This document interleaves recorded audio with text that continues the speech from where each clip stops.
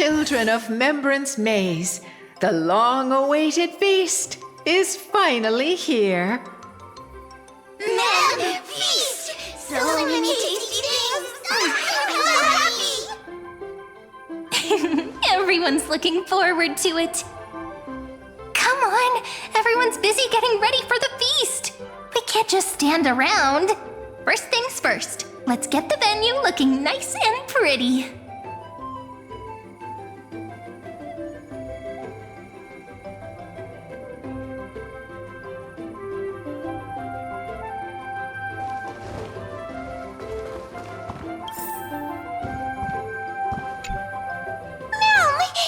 So spacious!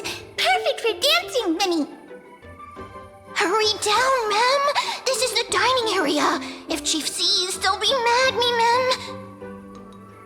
And we can't have a feast with empty tables. Let's bring out all the dishes that are ready to serve. Ma'am! Oh, it smells so good! My tummy's rumbling, ma'am! The feast hasn't officially started yet. We have to resist for a bit longer, ma'am.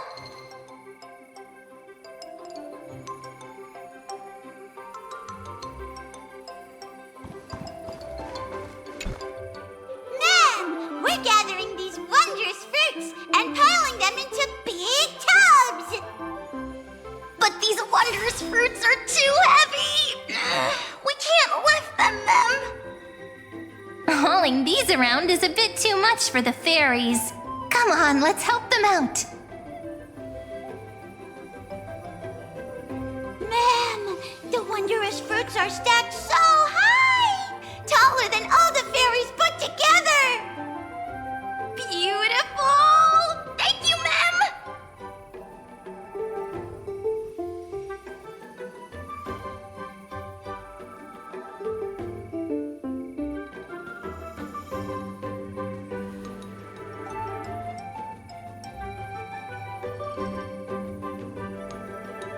Ta-da!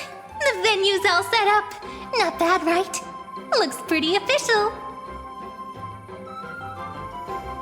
No one will mind if I just have a tiny bite, right?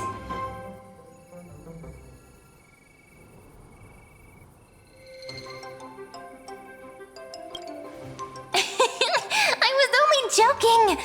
I just wanted to see your reaction. And sure enough, you never let me down. But since you offered, I'd be rude not to accept, wouldn't I? The chief might sneak up on us at any moment. I'm counting on you to watch my back.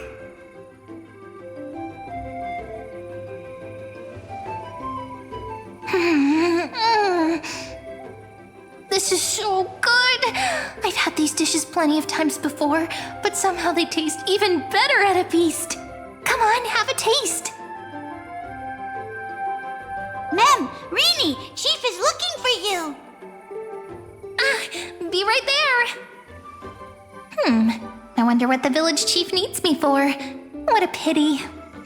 Things were just getting good.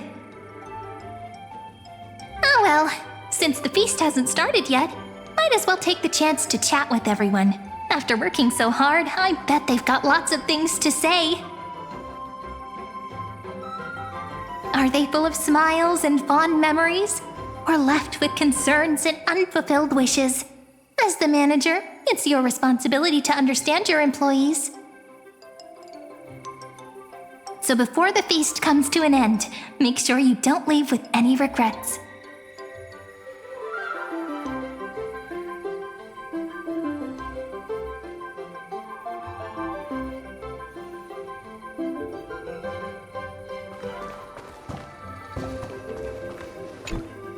If the fairy's home hidden in the thick woods is a deep ocean, then this feast is the glimmering light upon its surface. It scatters the darkness that has lingered for so long and brings hope to the fish lying hidden beneath heavy layers of silt.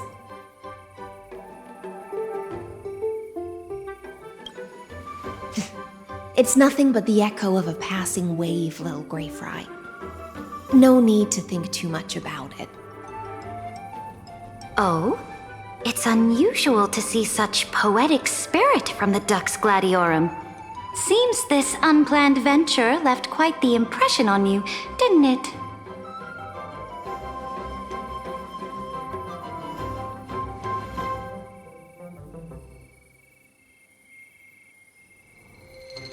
As the ocean demigod who presides over feasts, Dux Gladiorum, opening with such weighty words does seem a touch too serious. The way I see it, this grand feast is more like a tangled ball of yarn, each of us grasping a golden thread, and all of them converging and intertwining here. But if we keep clinging to the past, we'll miss the chance to savor this magnificent feast. I gave my answer the moment we first met. The title of Imperator is as much an honor as it is a chain. If a ruler sits among her people, her subjects will never truly relax. So, to leave the throne for a time and talk, laugh, and share warmth with everyone without formality, that alone has made this journey worthwhile. It's true. It has been a long time since I've seen the Imperator smile so genuinely.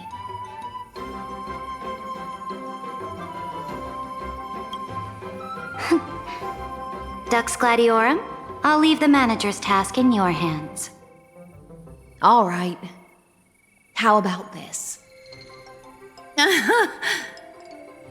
To answer the store manager's question, I have to say I feel truly fortunate. Were it not for this strange twist of fate, I doubt I would have ever had the chance to pick up the needle and thread again and chat with you all as a simple dressmaster. The divine authority of romance has finally been put to fitting use. Yes, just as Dux Goldweaver said, we've each traveled through countless years, grasping a golden thread, and in the end, all our threads are intertwining here. Raise your glass to the manager and to the rare gift of reunion.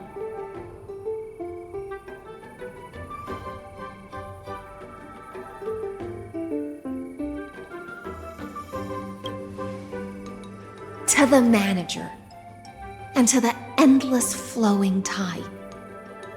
To this precious moment of reunion.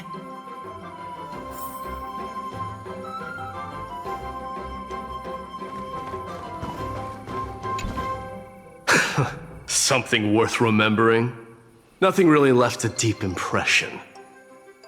If I had to pick, then the straightforward style of pulling up vegetables and cooking them right away brings back memories of my days wandering in exile. Simple, efficient, focused on sustenance over flavor. Funny, isn't it? Mighty, a great Crimnoan warrior, is actually the most skilled cook among the Chrysos heirs. No matter how simple the ingredients, they become a delicacy in his hands. The Crimnoan dictionary may be pretty sparse, but their recipe book, vast and diverse. Want my advice? Forget that fancy salad. The mark of a great chef is making the most of what's at hand. They don't nitpick ingredients. Perhaps my cooking skills aren't on your level, but there's nothing wrong with making a salad. I stand by the ingredients I select and follow through with them. That's also what it means to be a proper chef.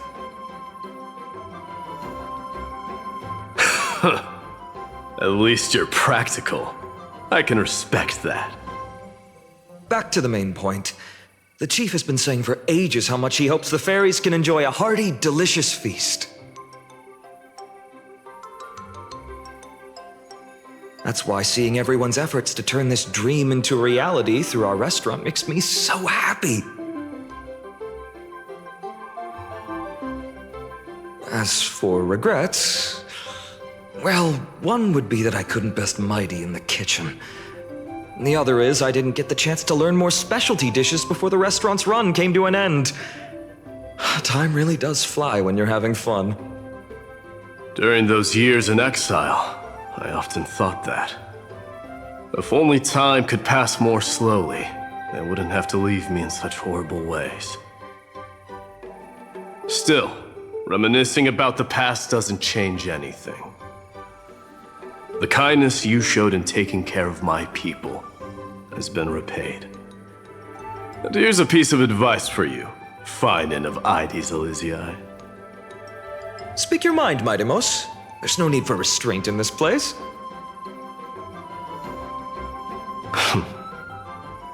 Cherish your homeland while you still can.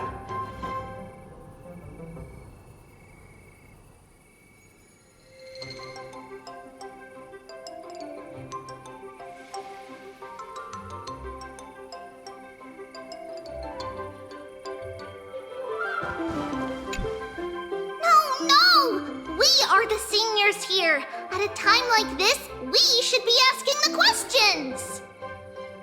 Everyone, pay attention. The teacher's question is, with our field trip to Membrance Maze soon coming to an end, what valuable insights or unforgettable memories have you gained? All right, answer time.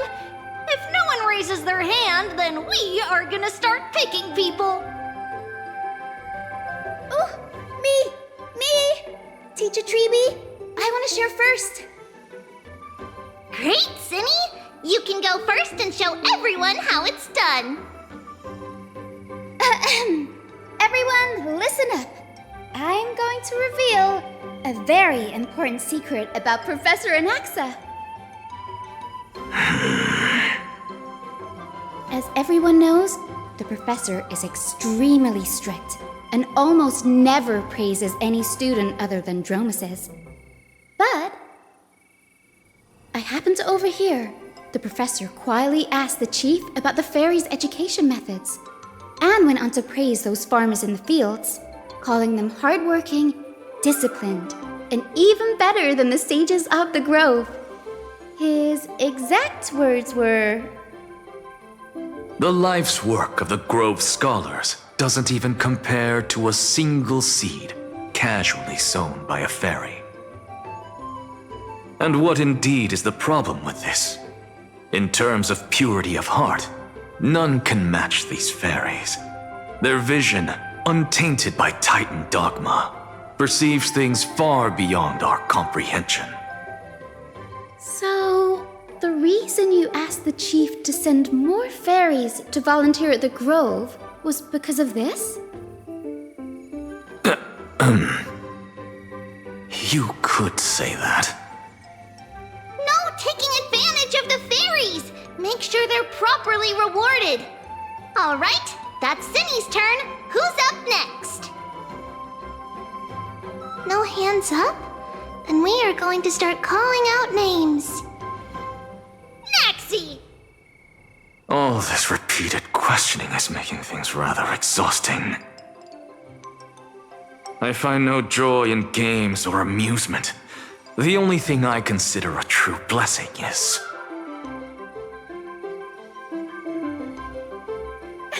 I knew it! Professor Anaxa can't help but be attached to the crops he grew all by himself. I have a suggestion. How about adding a new course to the professor's curriculum? I've even thought of a name.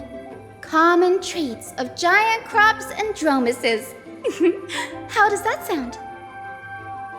That won't be necessary. Bringing those wondrous crops back to the Grove would only seal my reputation as the one who corrupts youths. Next.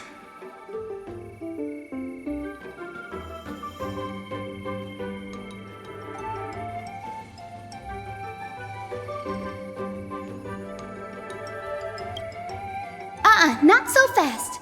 If we're sticking to the order of the list, it's Gray's turn. That's how it should be. But since little Gray is the manager, this question should be saved for the end. So, we are up next. There are so many joyful moments to share. We don't know where to begin. After all, words aren't needed between the three of us. But no excuses. What makes us the happiest is simple. The three of us living carefree with everyone else. Also playing with the little fairies. Oh, and also, we never found the right moment to say this, but thank you, Little Gray. Also, long time no see.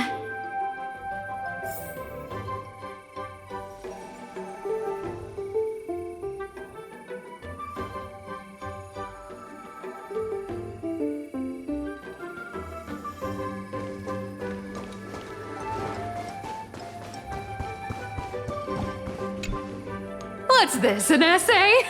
How I spent my summer vacation? Come on, Gray Mystery. Do things really need to be so formal between us? Sure. The restaurant's running smoothly and it's fun.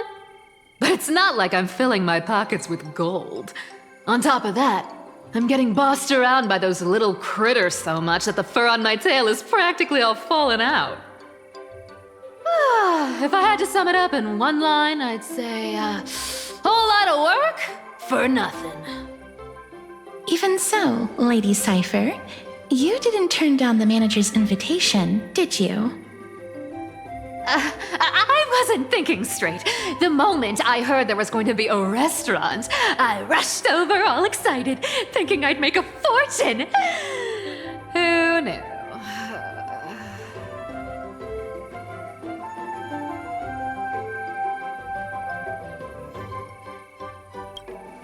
I have to admit, even I was fooled by your little scheme that day. I ended up tasting so many dishes. Oh, that's right. Okay, I was just bored out of my mind with nothing else to do. This fairy village is cut off from the outside, and those tiny creatures can't cough up anything worth much. Even the god of trickery would show up and complain that their skills are wasted here.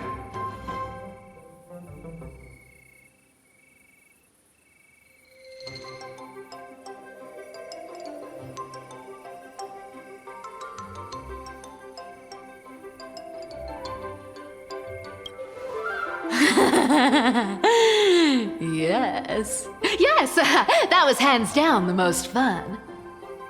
I never thought the day would come when the lofty Lady Goldweaver would take orders from me. It was just too enjoyable. Thankfully, Lady Aglaia treated it as good fun.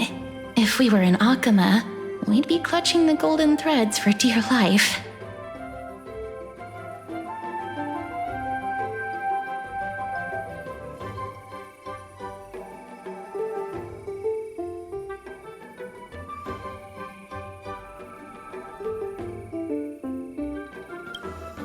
Looking back, I guess I really did have my share of interesting moments. Seems to me like Lady Cypher had plenty of fun. And what about you, Princess Homebody? Aside from being part of the restaurant team, did you have fun? For me, having the chance to savor Lord Mighty's specialties and exchanging thoughts on crop cultivation with Professor Anaxa, as well as personally awarding Miss a medal. All these small moments are treasures to be remembered. There's just one thing that I still can't figure out, Lady Cypher. You know fairy coins hold no value outside the fairy world, so why did you insist on taking one?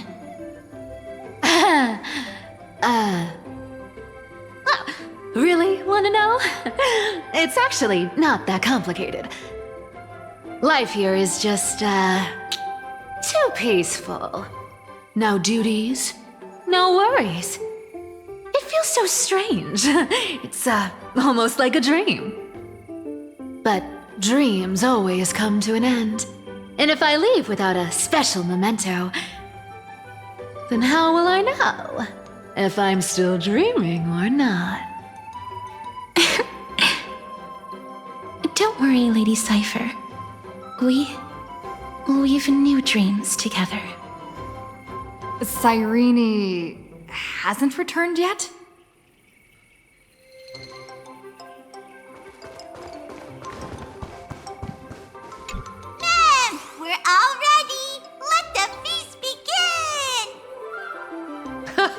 Well then, the fairy restaurant's manager has something to say.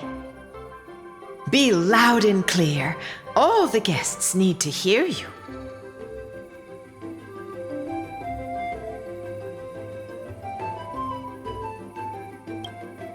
Ma'am! The feast has started! Everyone, dig in! Dig in! Meow! Meow! Now, let's eat!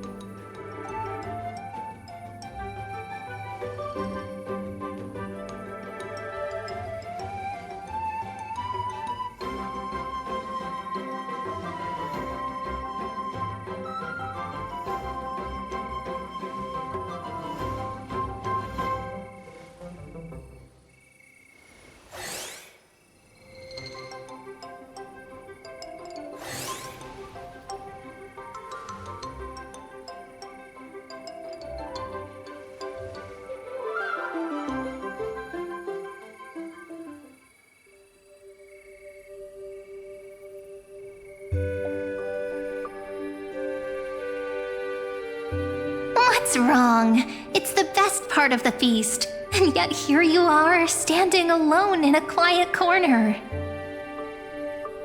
Could it be the thought of these joyful moments coming to an end has made you a little wistful?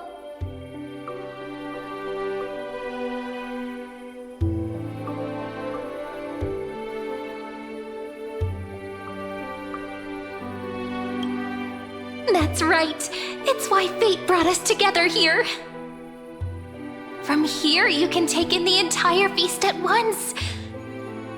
Maybe it's not that you don't want to be part of it, but that you're afraid the good times will vanish before you know it, ending all too soon.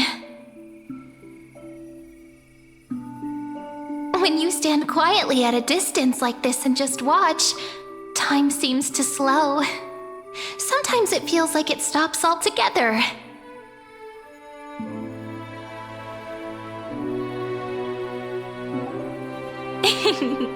I've just thought of an ending. Wooden tubs stacked high with fresh vegetables, laughter all around. Everyone held hands in a big circle singing and dancing, like this moment would never end.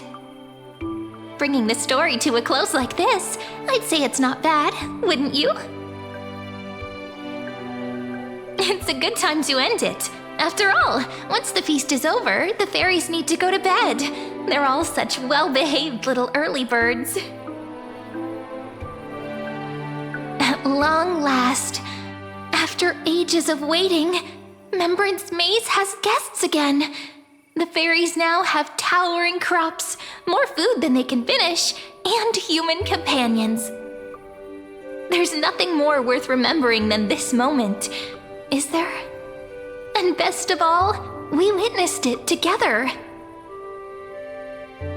It's just like a drifting thought landing on a calm lake, stirring up gentle ripples.